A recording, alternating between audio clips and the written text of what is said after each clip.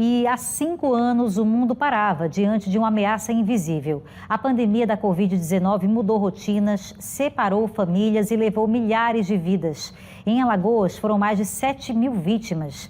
Mas as marcas que esse período deixou vão muito além dos números. Veja na reportagem de Alan Garcia.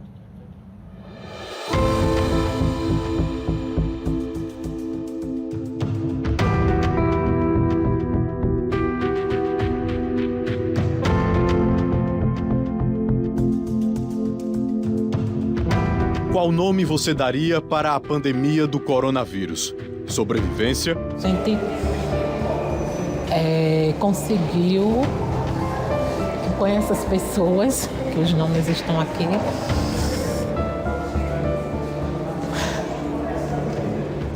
fazer o melhor que a gente pode. Nascimento?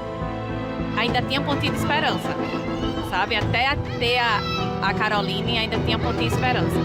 Política? Foram momentos de dúvida, de medo, de apreensão, mas eu precisava olhar para a câmera nos momentos que eu era entrevistado por vocês da imprensa alagoana e passar uma segurança para a sociedade, porque ninguém sabia o que viria mais à frente. Ou saudade? Paulinho, assim como era carinhosamente chamado, era um pai super presente, é aquele pai que fazia questão de levar a filha antes de trabalhar, né, nos seus compromissos. Quem poderia imaginar as lojas do comércio fechadas, como se estivéssemos em feriado sem data para acabar? Nossas ruas e avenidas sem trânsito, praias interditadas. As vacinas chegaram, mas antes vivemos um ano em que muitos gostariam de esquecer. O vírus causou medo e separou muita gente. Algumas para sempre. 20 de março de 2020 foi o dia em que os maceioenses e todos os outros alagoanos acordaram e não puderam sair de casa. Igrejas, shoppings, bares e restaurantes tiveram que fechar as portas, assim como todos os outros serviços considerados não essenciais. Estava aí o primeiro lockdown, com um prazo de validade de 14 dias. Mas como chegamos até aqui? O vírus surgiu em um mercado de animais vivos no interior da China e se espalhou rapidamente pelo planeta. Dia 26 de fevereiro, no Brasil, confirmou o primeiro caso. Era um homem de 61 anos, vindo da Itália. 8 de março, Alagoas registrou a primeira pessoa com Covid. Outro homem que também passou pela Itália no começo do mesmo mês. 11 de março de 2020, a Organização Mundial de Saúde reconheceu o nível crítico alcançado pela Covid em tão pouco tempo. Não é qualquer data no calendário. Foi o começo de uma história. 12 de março veio a notícia da primeira morte no Brasil. Uma mulher de 54 anos na cidade de São Paulo.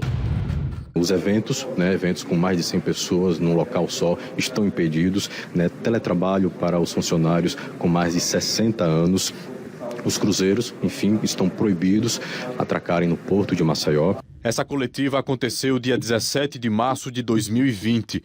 Mostramos ao vivo e ainda sem máscara algumas medidas que começavam a ser tomadas em Alagoas. No dia 31 de março, os alagoanos tiveram a notícia da primeira morte por Covid em Alagoas.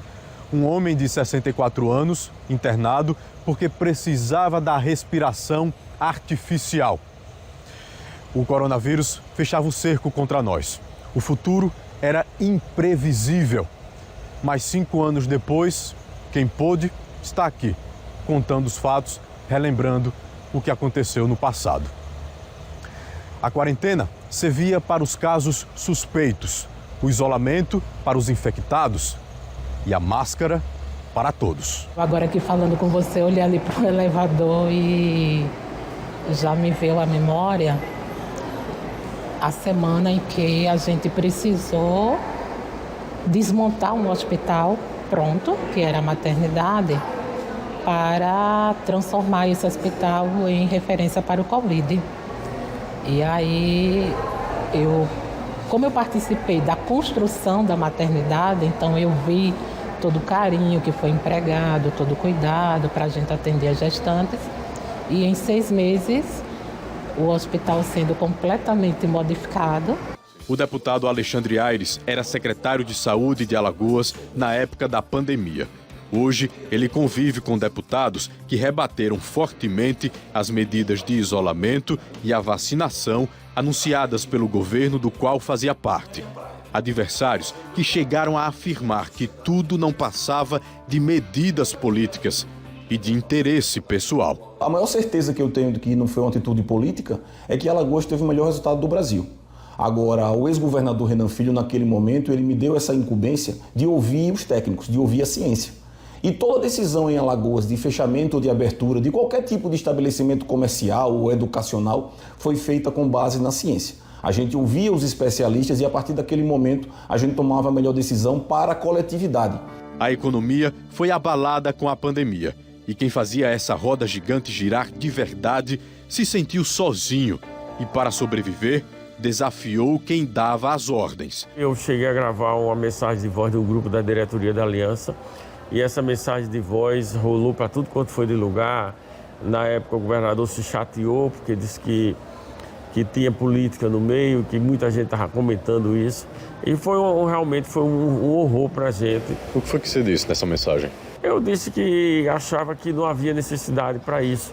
E que, na verdade, na época, né, a gente entendia como se fosse uma medida, digamos assim, meio que política.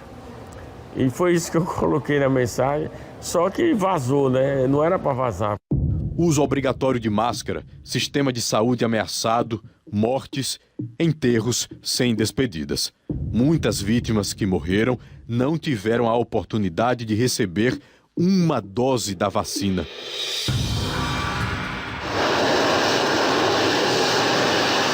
Numa noite de verão, o som das turbinas fizeram a gente olhar para o calendário novamente. 18 de janeiro de 2021, 10h43 da noite, pousou no aeroporto Zumbi dos Palmares o avião com o primeiro lote do imunizante Coronavac, 87 mil doses. 19 de janeiro de 2021, quando o dia amanheceu, a notícia se espalhou. Marta, assistente social no Hospital da Mulher, seria a primeira pessoa a ser vacinada em Alagoas. Quando veio o convite para vacina, a primeira coisa foi isso, né? Porque eu e depois assim, poxa, é uma esperança, se vislumbrou uma possibilidade, uma oportunidade de superarmos todos aqueles momentos difíceis, né? Porque não era fácil a gente ver o sofrimento dos pacientes, das famílias, o medo de nós profissionais de saúde, né? O medo não me paralisou. Mas se Marta pudesse, teria feito diferente. A minha filha tinha muito medo do que pudesse acontecer comigo. Mas eu acho que eu tinha muito mais medo, diante de tudo que eu via, né? Que acontecesse com ela. Então, eu seria para ela. Pelo medo mesmo de você ver o que as famílias, né, passavam. Foram momentos bem difíceis. Filas que davam volta no quarteirão, estacionamentos públicos de shoppings. Essa era a corrida pela sobrevivência. Na esperança, acreditávamos ser o início do fim da pandemia. Mas em 2021, o coronavírus mostrou sua força, maior de quando ele chegou em 2020. Seja pela mutação genética para ele mesmo sobreviver, seja pela desobediência de parte da população em não ser vacinada.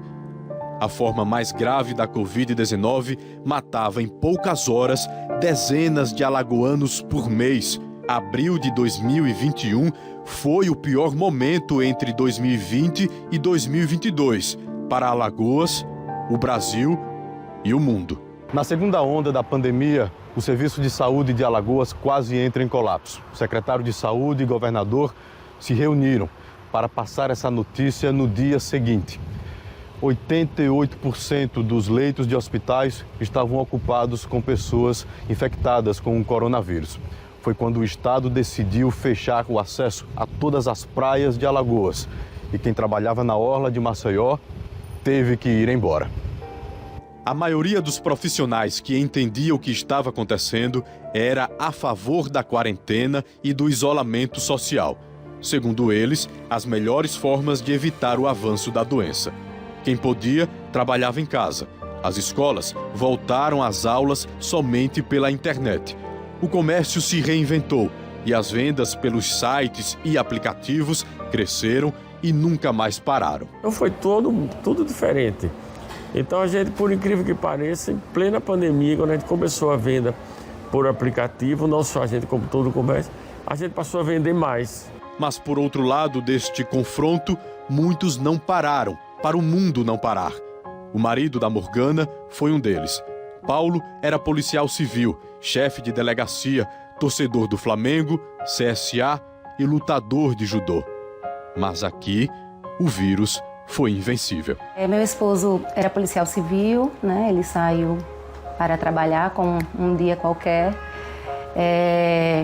E aí ele foi até o meu trabalho, né? Dizendo que não estava muito bem, se eu podia levá-lo até o hospital, porque não estava passando bem. E aí, assim, eu fiz, né? Levei até o hospital, né? E com menos de 15 dias ele veio a falecer.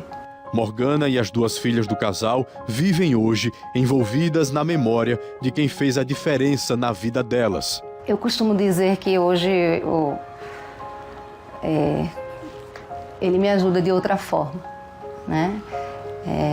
Ele está presente nas ações e atitudes das minhas filhas, né? E que o amor nutre e fortalece, né? Eu tive que traçar e recomeçar, né?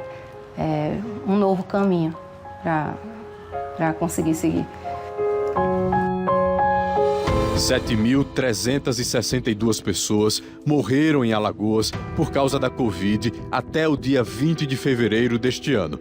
Mas elas não podem ser lidas assim, em números, porque mesmo no porta-retrato, o que foi vivido não será esquecido jamais. Um projeto feito por professores e estudantes da UFAL divulgou a identidade das pessoas que se foram durante a pandemia. Inicialmente com um processo de apuração para identificar o nome dessas pessoas que se foram. Percebam, eu não estou chamando de vítima, porque a gente não considerava as pessoas que se foram em face da Covid-19 como vítimas, né? Mas como sujeitos, como pessoas que deixaram uma marca na história. As consequências da pandemia são sentidas até hoje. No consultório da psicóloga Ellen Quintela, crianças e adolescentes chegam com transtornos relacionados à saúde mental e à vida social. Então, muitos dos pacientes que eu recebo aqui no consultório, eles ainda sofrem os impactos, né? Eles sofreram impacto educacional, a nível de aprendizagem, impacto na socialização, no desenvolvimento de habilidades, né? Ou mesmo de adolescentes, principalmente, que já tinham determinadas habilidades, mas que com a pandemia eles perderam porque eles não tinham a oportunidade de colocá-las em prática. Então, quando eles chegam aqui, a gente precisa dar conta, né, dessas habilidades que foram perdidas ou que não chegaram a ser desenvolvidas, para desenvolver elas com mais veemência aqui na terapia e junto com a rede de apoio que a gente trabalha aqui em conjunto. Filhos e mães da pandemia. Cada família, uma história diferente, mas enfrentavam o mesmo adversário. Vem as perguntas, como é que vai ser, se a gente vai poder levar os familiares no hospital. Por mais que a gente soubesse que não podia e estava tudo muito incerto, a gente ainda tinha esperança. Foi um choque. A gente achava que ia ter bebê, eu achava que ia ter um bebê, ia sair da maternidade e apresentar a todo mundo. E não, a gente entrou dentro de casa e ficamos trancados. E o medo começou a tomar conta da gente, né? E aí Matheus nasceu, ficou eu e meu esposo e a gente ia trocar de acompanhante. Só que nem podia trocar de acompanhante, né? Já não pôde. Ele entrou e não pôde sair. Isso pra gente foi um primeiro impacto, assim, muito grande, né? E a gente não pôde receber visitas, então aquela coisa do planejar, do pensar, foi tudo indo por água abaixo. As lembrancinhas maternidades que a gente fez, né? Ficou tudo em casa guardado, a gente não pôde dar. As visitas não podem entrar no hospital. A minha própria sogra mesmo, ela viu o Matheus de dentro da incubadora de transporte. Quando estava passando, aquela cena doeu muito em mim. As crianças nasceram nos primeiros meses da pandemia, mas as famílias abriram as portas de casa para apresentar os filhos ao mundo somente um ano depois. Doeu muito o fato dos avós não poder se aproximar, dos tios não poder ver. Eu tive uma realidade na primeira filha, com todo mundo no hospital, com as lembrancinhas, com tudo. Já a segunda, a Carolina, infelizmente eu não tive nada daquilo. Então, outra realidade. Então, eu tentei transformar aquilo em algo bom da gente estar junto, né? Hoje, ver a Carol, inclusive ela lá na maternidade, na própria maternidade, no primeiro dia, ela espirrou. Aquilo me assustou de uma forma, meu Deus, a menina tá com Covid. Mas graças a Deus não teve nada. E ver hoje, Caroline, normal, tranquila, nunca, se ela teve Covid, nunca passou pela cabeça realmente que fosse. Mas ela tá bem, com a galerinha toda da época, né? Que a gente conviveu. É muito bom ter passado e não ter... E a gente tá aqui hoje para contar a história, né?